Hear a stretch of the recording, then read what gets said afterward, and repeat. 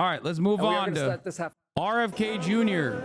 Okay, let's move on to RFK Jr. And I need to pee. Before I pee my pants.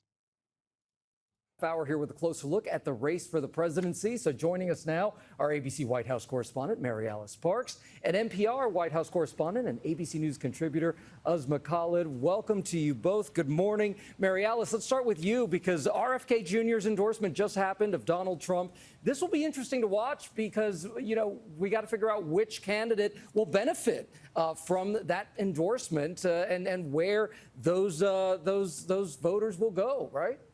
Yeah, exactly. A little bit of split messaging overnight from Democrats. The party saying basically good riddance. He always had the backing of Trump donors. They said that this was inevitable because that's where sort of his support had been. But you saw the Harris team really make a direct appeal to his voters, saying for those who want to turn the page on Trump, there's a place in her campaign for them.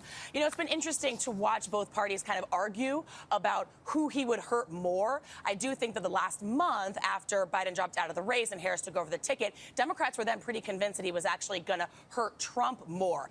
But originally, they fought really hard to keep him off the ballot in key battleground states. The 538 modeling shows that he has actually been pulling almost exactly evenly from Trump and Harris voters. Like you said, sort of big question still about where exactly his voters go. I think there's a lot of time still to tell. Do they bother voting at all? It'll be really interesting to see, though, guys, whether he actually goes out and campaigns with Trump as well. Yeah, that'll be something to watch closely. All right, Asma, to you now, because we saw Kamala Harris using part of her speech at the Democratic National Convention to reintroduce herself to the American public. Did she accomplish that? Yeah, I mean, she had two main goals coming into the convention, I would say. One was to reintroduce herself, and the second was to prove that she could be commander-in-chief.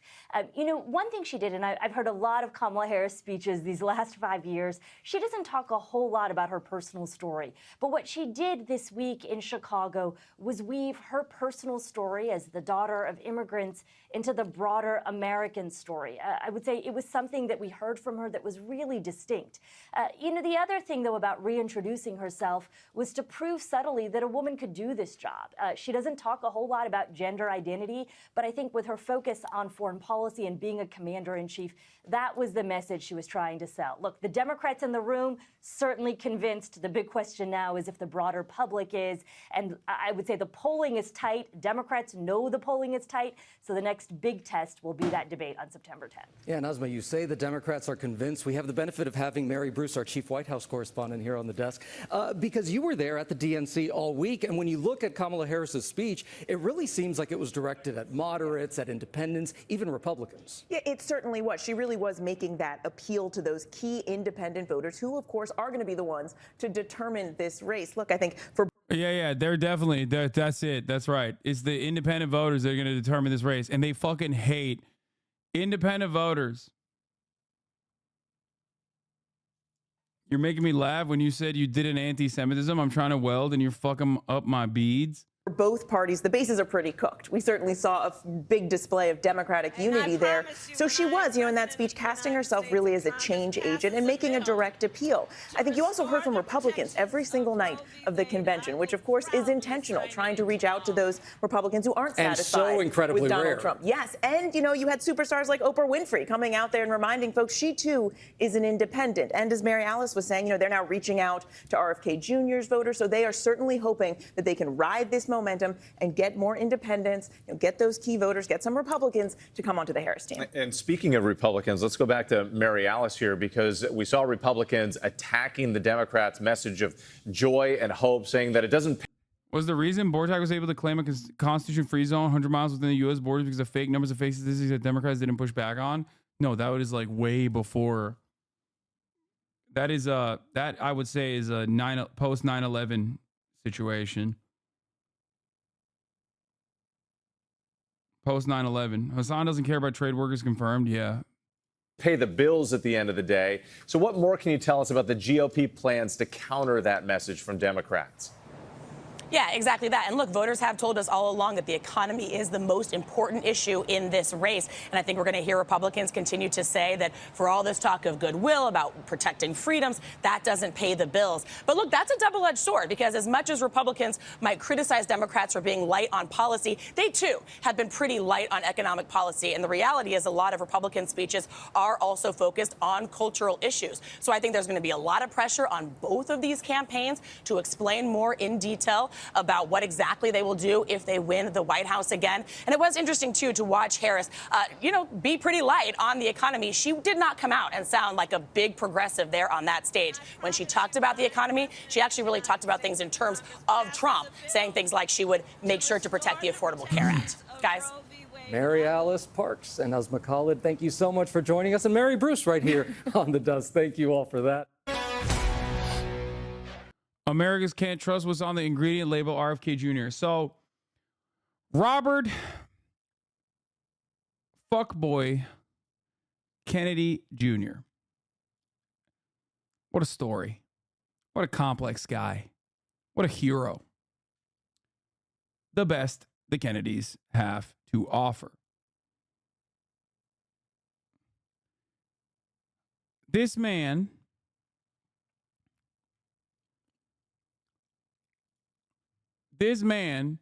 ran the funniest campaign I have ever seen. Okay? My man, even better, the F stands for Francis. CIA left this Kennedy alive as a fuck you to the whole family dynasty? Yes. I mean, what a fucking hero. What a goat. What is this? I'm seeing tweets like this all the time. Oh my God, how did I ratio Hasan this hard? I can't believe I'm saying this, but this speech is way too Trump focused. She's running against Trump, 42,000 likes. Because Hasan is literally so dumb and annoying. How much you want to bet all these people were like also talking about how we can't swap out Biden with Harris. Terrible fucking instincts. She's running against Trump. Yeah, dude, so was Hillary Clinton. Talk about your policies. I feel like I'm losing my fucking mind. Oh. Man, who linked Hasan Abi this?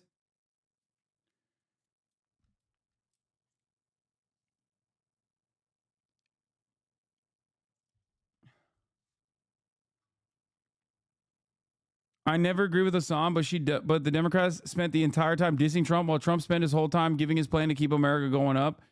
The speech was mostly about her. Am I remembering it wrong? Because he's a dumbass and people tired of it and like you speaking the truth. Feel like this guy often says service level political knowledge, but deliver with the utmost confidence that it makes it seem like he's actually saying more than he is. This is the reason why I personally show you all of the times when I'm literally fucking correct. I think this was a dumb joke attempt and all the Nazis all thought they were making fun of you.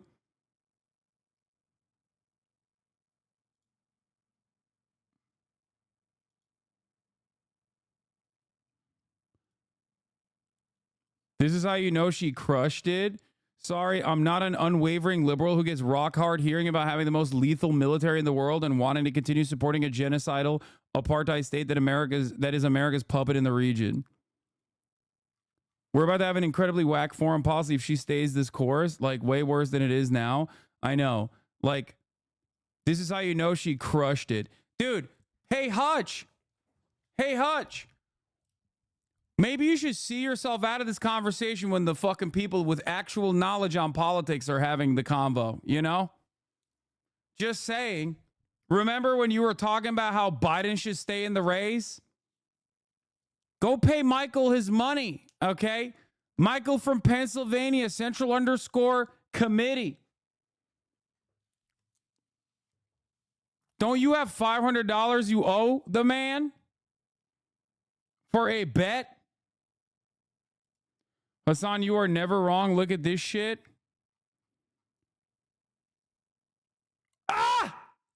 Yes! Yes, I told you. Did I not tell you? Did I not fucking tell you? Whoo!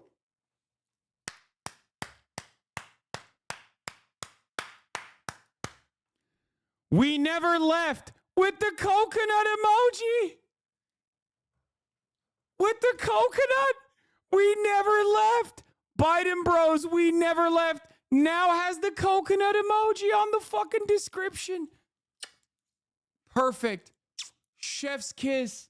Chef's fucking kiss.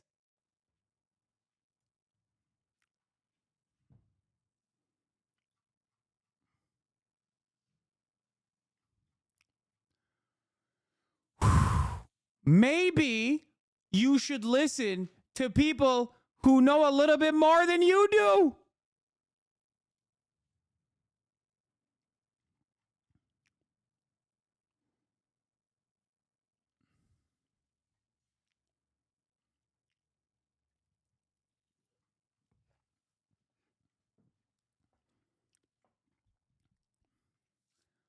I'm just saying, 10 plus years on Twitter. Jesus Christ.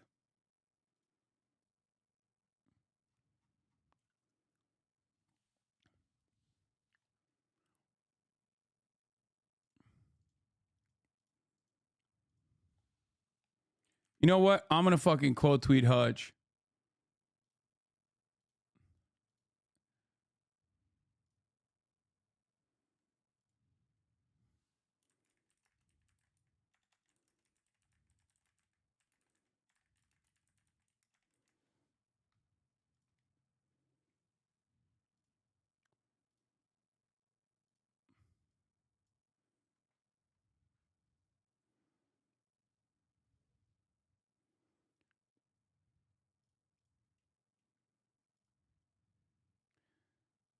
Oh, that feels good. That feels good.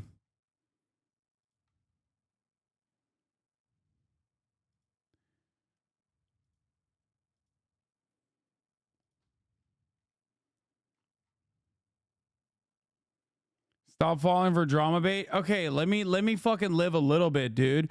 Let me live La Vida Loca a little bit. Blast it.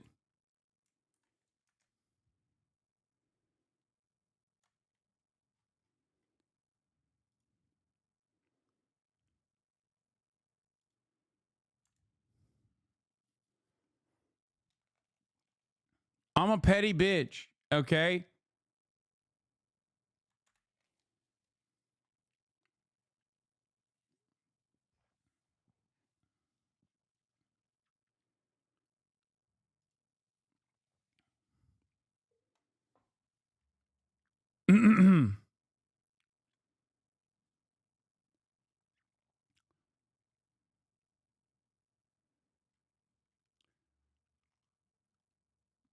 Bro, you could be right about everything and it wouldn't matter. If you said the earth is round, they would all be flat earthers by tomorrow. It's so funny that, like, there was a brief moment where everybody was like, oh, hold up, maybe this guy was right. And then they immediately, the first sign of me, like, criticizing Harris, they immediately went back to the same attitude. One principle only. Anti-Hasan, Hasan, Abi Piker. That's it. If you do that, if you constantly run contrarian narratives, you're going to find yourself being a fucking dumbass on the timeline, you know?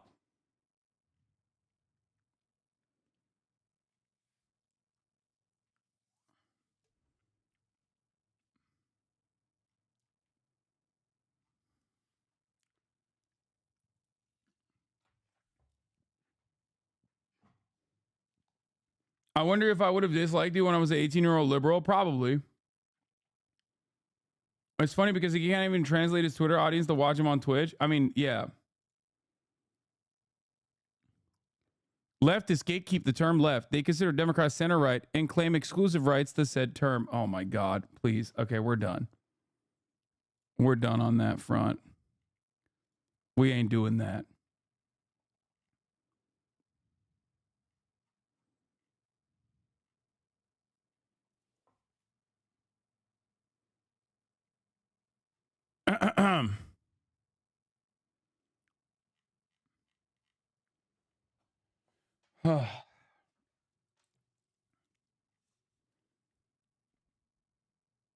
Prank idea. You should pick a random topic to make a firm, serious take and then see who goes against it just because it's you. I mean, I already do that every time. I do that every fucking time. Every time I do anything, every time I have a firm, committed position on anything, no matter how fucking smart it is, people immediately find themselves against it. They immediately start fucking loudly proclaiming that I'm wrong.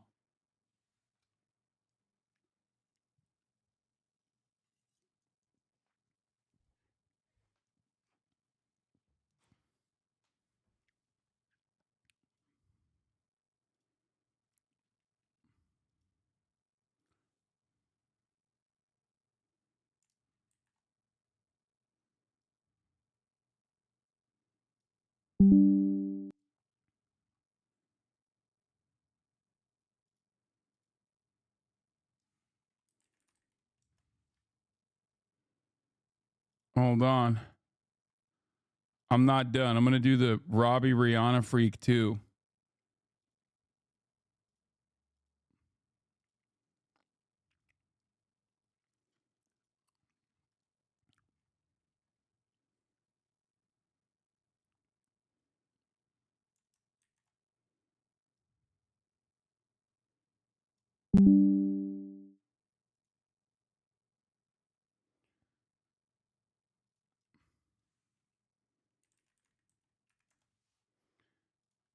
I probably won't do the other one though. I probably won't do the other one. It's fine. That's like an irrelevant random account. But the point is this, okay? The point is this. You might be fucking getting excited about how many likes you got in this situation, but ultimately you found yourself on the wrong side of history and you found yourself being completely wrong. So all I ask of you, Robbie, Rihanna Freak 20, is to remember that moment in your mind. Why were you so wrong and why was I so right? Perhaps I'm not wrong when I say, I can't believe I'm saying this, but this speech is way too Trump focused. It's probably not a good idea to hyper focus on Trump to this degree, just like Hillary Clinton did. Okay? That's the issue.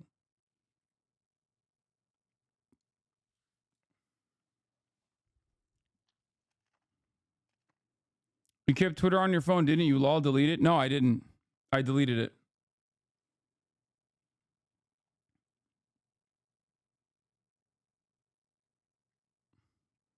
Bro couldn't decipher why you said, I can't believe I'm saying this. Yeah.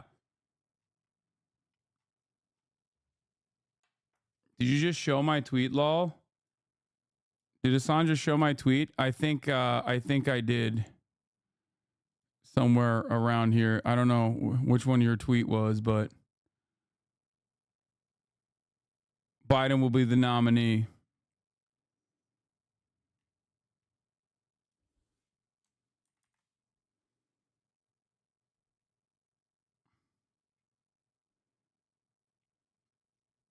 The fucking mainstream media outlet Weld had the gall to say the speech was barely about Trump. We're so cucked. I think Trump folks makes a little more sense in light of his presidency, but yeah, still not a good idea. No, you have to talk about Trump. Obviously, you're running against Trump. I don't think it's like, I don't think that is the issue, but too much focus on Trump is an issue. Okay. It needs to be a good balance. There needs to be a good balance. When you talk about Trump, you shouldn't just talk about Trump. You should also talk about the policies. Okay. You should talk about why. You should talk about why it's bad. I rely on Hutch for your political takes. You absolutely deserve to get cooked. If you rely on Hutch for your political takes, you absolutely deserve to get cooked. To be honest, mandatory precipitated ego death.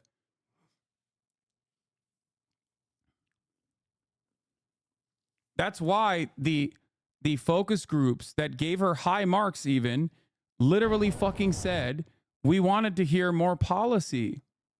Okay, people want to hear from her. People want to hear what she has to fucking give them. That's understandable. That's a normal thing. Okay? RFK Jr. is throwing his support behind Donald Trump, in part because he and the former president agree on a number of key issues. And that includes the American diet and what's in our food. I also want to salute Bobby's decades of work as an advocate for the health of our families and our children. Nobody's done more. We talked about not about the things that separate us because we don't agree on everything, but on the values and the issues that bind us together. And one of the issues that he talked about was having safe food and ending the chronic disease epidemic. And don't you want a president that's going to make America healthy again? Before his announcement, Yeah, that's the guy who's healthy, who wants to make America healthy. Two healthy guys on that stage. Okay. spoke with Kennedy about this very topic and a potential position in the Trump White House. Take a look. I thought it'd be great to just kind of look at some of these items because parents are encountering these food items in grocery stores everywhere. Maybe we could just start right here with seed oils. We're hearing a lot about seed oils. Why should people be worried about these kind of products? Seed oils are one of the Oh God. Oh my Lord. This is exactly the kind of dumbass shit that is so good for like the middle America morning show watchers, bro. I swear to fucking God. Oh my Lord. I hate this shit so much. It's just like, it frustrates me to no fucking end. Okay. It sucks because the American diet is dog shit. Okay. American food safety standards are fucking dog shit.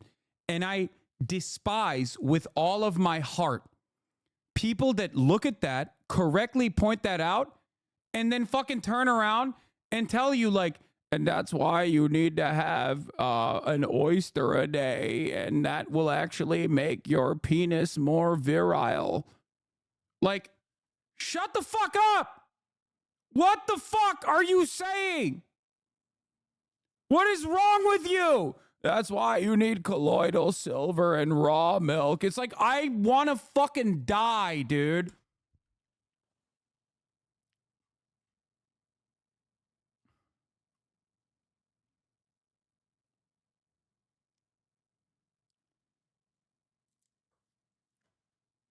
the most unhealthy ingredients that we have in foods. And seed oils, the reason they're in the foods is because they're heavily subsidized. They're very, very cheap, but they are associated with all kinds of very, very serious illnesses, including body-wide inflammation. Right. Which affects all of our health. It's one of the worst things you can eat, and it's almost impossible to avoid. If you eat any processed food, you're going to be eating seed oil. Right, and it's interesting, the government subsidizes it. Why would the government want to subsidize something that's going to make people sick? And then in the end, we all end up paying for that in terms of healthcare costs, which are skyrocketing. Yeah, because that is a direct result of corruption. About 75% of FDA's budget comes from regulated industry, and that means food processors and pharmaceutical industry. All of them profit from a sick population. You know, a big item that, and by the way, it's getting very expensive, are cereals. Why is the food coloring in particular bad? Food coloring, you see here yellow food coloring, that is a petroleum product. Mm-hmm. It's associated with really,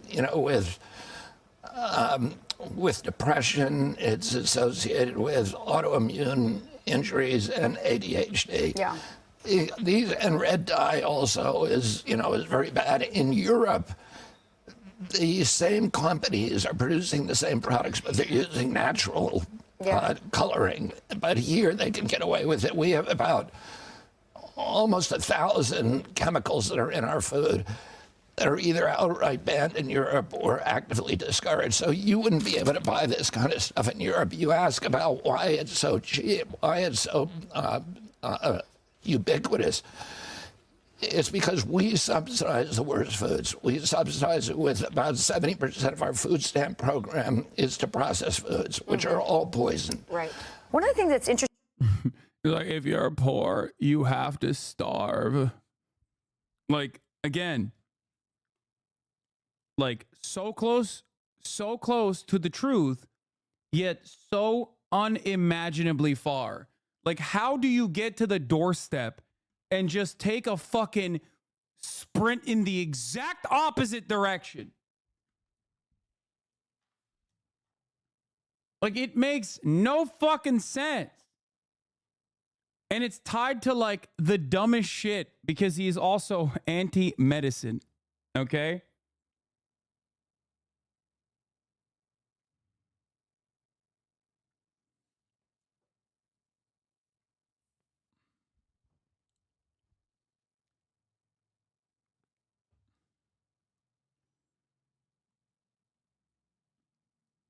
Don't Republicans think Europe is gay? What the fuck are you saying? Like, the big difference within European standards is the standards. It's more regulation. You're calling for more regulation as you just endorsed the anti-regulation candidate, and you're on Fox News on a program that in other instances is talking about deregulation. Like, that's the difference, right? That's the difference. In Europe, they have no one who's autistic. It's such a fucking dumb argument that you're making, okay? There's no autism in Europe, famously, because they're eating cigarettes for breakfast, which is why I sound like this. Interesting is you'll see on labels natural flavors, which is this catch-all phrase that I guess was lobbied for. But yeah, he says no autism. Has he ever met anybody from Finland? That's a great take. No autism in Europe. Excuse me, have you seen the fucking OSINT pro-NATO community on Twitter?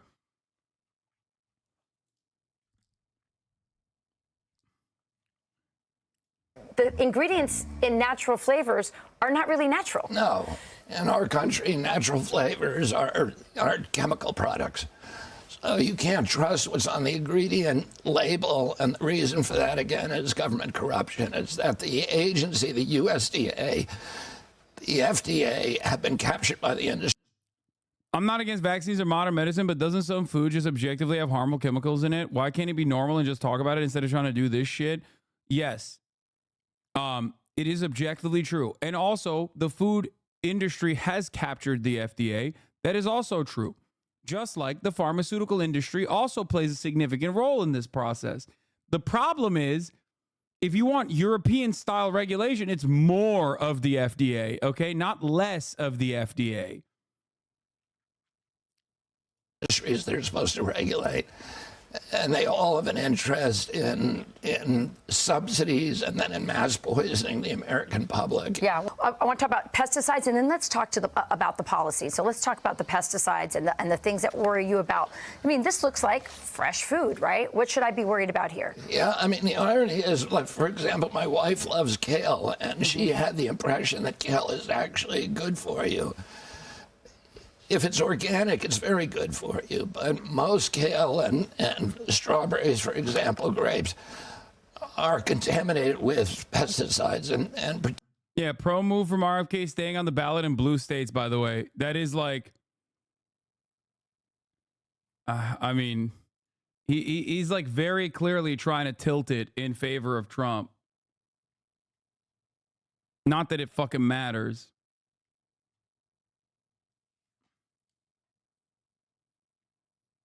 I don't know if it's like correct or not. I don't even know if that's like, that's something that I've heard as well. I don't even know how that fucking works, to be fair. But ultimately, it doesn't really matter. So.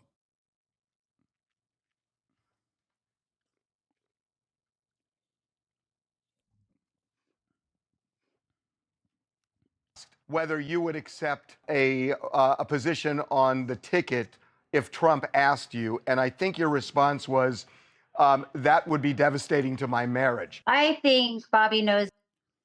He is going to be on the ballot in North Carolina and Nevada. At least those states already started printing. Me very well. Ah, okay. I think that's the answer. That's also why he's not saying anything right now. If Trump asked you, and I think your response was, that would be devastating to my marriage. I think Bobby knows me very well. Ah, okay. I think that's the answer. That's also why he's not saying anything right now. I think that's your answer. You had been asked.